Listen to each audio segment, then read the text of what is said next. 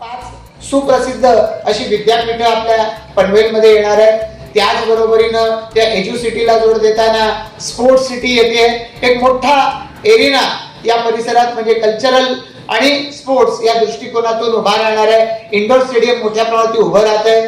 आज याच परिसरामध्ये मेडिसिटी याचा प्रकल्प गेल्या आठवड्यामध्येच घोषित झाला की ज्या माध्यमातून अमेरिकेतली एक सर्वोत्कृष्ट अशा पद्धतीची एक हॉस्पिटलची चेन ही आता महाराष्ट्रामध्ये येते. यापूर्वी गेल्या वर्षी इनोव्हेशन सिटी टाटाच्या माध्यमातून आपल्या पनवेल ते पेण या विभागामध्ये जाहीर झालेली आहे. आणि या सगळ्यामुळे पुढच्या 2-5 वर्षामध्ये रोजगाराच्या अमर्याद अशा पद्धतीच्या संधी इथे निर्माण होणार आहे. माननीय पंतप्रधान नरेंद्र मोदीजी सातत्यानं आपल्या देशाला अमर्यादित संभावनांचा देश असं त्याचं वर्णन करतात.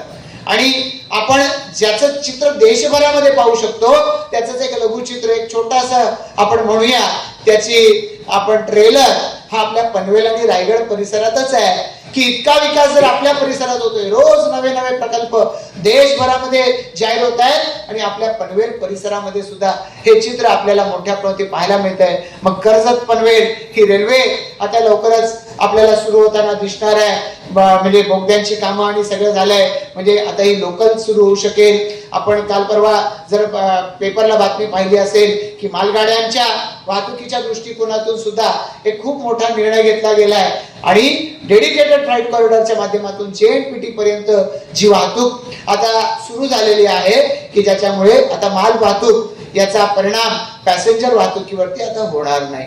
मी असे कितीतरी प्रकल्प सांगेन, पण केळकर सर मुख्य वक्ते आहेत, मी काही मुख्य वक्ता नाही आहे. पण आपल्या पनवेल आणि रायगडमध्ये इतकं सगळं होत आहे आणि हे सांगू नये मला वाटतं की एका अर्थानं हा आपल्या परिसरात होणाऱ्या विकासावरती अन्याय. या देशाचे पंतप्रधान म्हणून नरेंद्र मोदीजींचं कर्तृत्व आपल्या सगळ्यांनीच अनुभवलेलं आहे.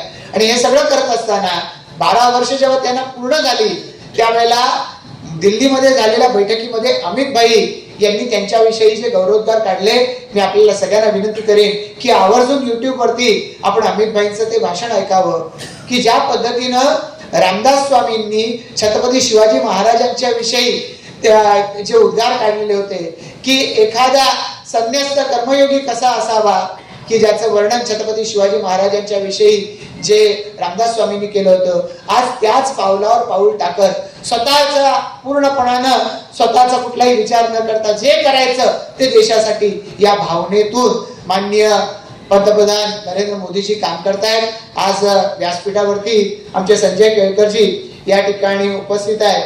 त्यांनी एका नाटकामध्ये काम केलेलं होतं आणि त्यामध्ये त्यांनी रामकृष्ण परमहंसांचं काम केलेलं होतं. मला असं वाटतं की ही जी विभूतिमतं या देशामध्ये होऊन गेलेली आहे की ज्यांच्या पावलावर पाऊल टाकत आज आपण काम केलं पाहिजे या भावनेतून माननीय पंतप्रधान काम करतायत, या देशाला पुढे नेण्याचं काम करतायत. त्यांचं हे काम सदोदित पुढे चालू राहावं आणि आपल्या सगळ्यांच्या दृष्टिकोनातून आपापल्या क्षेत्रामध्ये होणारा विकास याचंही कुठं ना कुठेतरी परीक्षण आपण प्रत्यक्षरित्या अप्रत्यक्षरित्या करत राहतात. आपल्याही काही सूचना आपल्या क्षेत्राविषयी असतात. आज नरेंद्र मोदीजी केवळ काम करत पुढे चाललेत नाही, आपल्या सर्वांपर्यंत कुठे कोणाकडे मी पोहोचलोय, कोणाकडे आपल्या परिसरातले आमचे नगरसेवक किंवा भारतीय जनता पार्टीचे पदाधिकारी आलेले आहेत.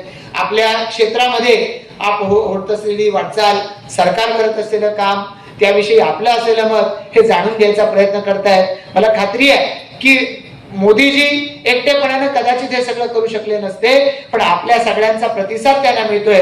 आपल्या सगळ्यांच्या सहकार्याच्या आधारेच मोदीजींची वाटचाल चालू आहे. ती आणखी पुढे उत्तरोत्तर होत राहावी आणि त्यांच्या नेतृत्वाखाली हा समर्थ भारत उभा राहावा यासाठी आपल्याही सगळ्यांचं योगदान या माननीय पंतप्रधान नरेंद्र मोदीजींच्या योगदानामध्ये राहावं इतकीच विनंती या निमित्तानं करतो.